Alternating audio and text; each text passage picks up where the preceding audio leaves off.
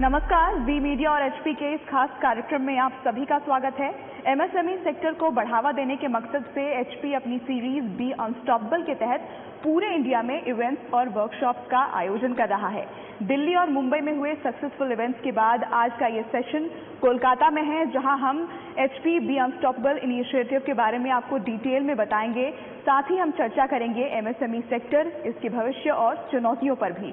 इसके लिए हमारे साथ हैं Naresh Agarwal, ex CEO, president procurement and CIO, retail pharma chain Emami group; Debashish Ghosh, founder and MD, Shekhar's appliances private limited and Shekhar's kitchen innovations private limited; Anjan Das Gupta, managing director, ASA international India micro finance limited; और Sanjeev Pathak, head CMIT India business at HP. स्वागत है आप सभी का यहाँ पर, इस मंच पर आप सभी का स्वागत है। और देवाशीष, आप अपनी कंपनी शेखर अप्लायंसेज के बारे में हमें बताएं, आपकी ये जर्नी कैसी रही है और इसकी शुरुआत किस तरह से हुई थी। साथ ही मैं आपसे ये भी जानना चाहूंगी कि how is your product beneficial to the society at large. मैं एक छोटा सा स्टोरी बोलना चाहता हूँ। ये दो लीडर हमारा है, एक राम, एक कृष्णा। अगर आप ठीक से देखेंगे, leadership of Ram is like leading from the front, and the leadership of Krishna is basically he's a mentor type, and he's leading from the back, and he's basically mentor come guide come monitor और everything। तो ये business में अगर आप देखेंगे, हम लोग जब शुरू करते हैं तो हमारा टीम शायद फ्रेशर्स को साथ शुरू करते हैं, तो we should have start from the leading from the front, मतलब राम स्ट्रैटेजी लेना चाहिए।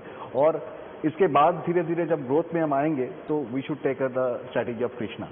बेसिकली देखिए, जब से हम शुरू किया था, हम एक चीज के ऊपर ध्यान दिया, वो इनोवेशन। हम ऑटो क्लीन टेक्नोलॉजी इंट्रोड्यूस किया, मतलब ईज ऑफ क्लीनिंग। इससे क्या होता है, जो कुकिंग जो करता है उसका टाइम बहुत बचता है। वो टाइम उन्होंने फैमिली का ऊपर दिया, बहुत कुछ दिया, वहाँ से सोसाइटी का बहुत कुछ। राम और कृष्ण का एग्जाम्पल देकर जो आपने बिजनेस को एक्सप्लेन किया है, वाकई खूबसूरत है। आजकल का दौर है इनोवेशन और स्टार्टअप्स का।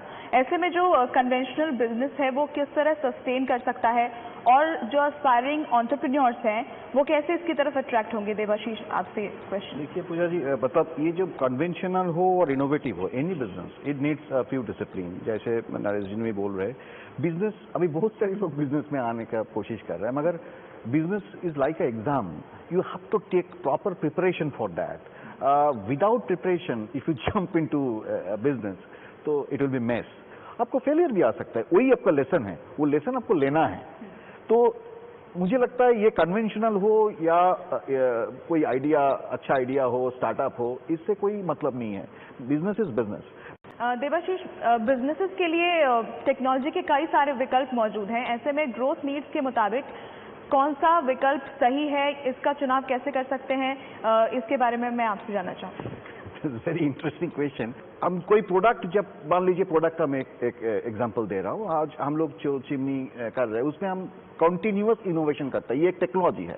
लाइक अभी हम लोग जिसका ऊपर काम कर रहे हैं, चिमनी का मेन एरिया है, उसका कुछ कार्बन एमिशन होता है बाहर में। घर से लेके हम तो घर का धुआं निकाल देते हैं, मगर बाहर में तो जाता है। तो व्हाट इज द मतलब measurement of that carbon emission? So we are working on that. Maybe you will get the message on your mobile that this amount of carbon you are emitting. Number one. Number two, और एक चीज होता है chimney में, service. मतलब ये service oriented product है, तो सर्विस ड्यू का रिमाइंडर। अभी स्मार्ट जमाना आ गया, smartphone, smart watch, smart city, smart everything is smart. So we are also making our product smart. Everybody have to understand their business needs, their consumer needs. उस हिसाब से उसको चलना पड़ेगा, मुझे ये लगता है, मेरा ओपिनियन। बिल्कुल सही कहा आपने। अब बात मैं करूंगी, एक एंटरप्रेन्योर की जर्नी जो होती है बिल्कुल भी आसान नहीं होती। कई बार चैलेंजेस फेस करने पड़ते हैं, अप्स एंड डाउन्स होते हैं। मैं आप तीनों से एक एक लाइन में मैं चाहूंगी कि आप अपने सक्सेस मंत्रा उन बड़े एंटरप्रेन्योर्स के साथ क्या शेयर करेंगे। ये पैशन होना चाहिए, इसको काम नहीं, इसको प्यार से देखना पड़ेगा। जैसे हम लोग फुटबॉल खेलते हैं, हम टाइम नहीं देखता है कितना फुटबॉल खेल लिया, ऐसे ही करना पड़ेगा इसको। और इसमें आप गिरेंगे, मगर आपको उठना पड़ेगा। जितना बार गिरेंगे उतना बार उठिए, भागिए मत, बस दैट्स